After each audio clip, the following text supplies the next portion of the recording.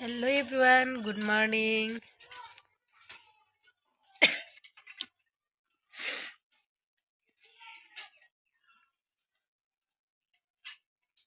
আজি ৰাতিপুৱা mini blog বনালোঁ আৰু এতিয়া সময়টো হৈছে 8টা বাজিবলৈ।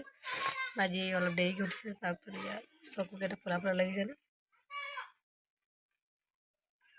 আৰু 8টা বাজিছে আৰু আমাৰ এইফালে বতৰ চাব। এতিয়া বতৰ মানে কি ক'ম আৰু কুঁৱলীৰে পূৰা ঢাকি দিছে। আৰু এইফালে চাওকচোন ৰাতিপুৱা 8টা বজা মৰ্ণিঙতো ইমান মানে কুঁৱলী পৰিছে। এয়া ৰাতিপুৱা 8টা বজাৰ দৃশ্য।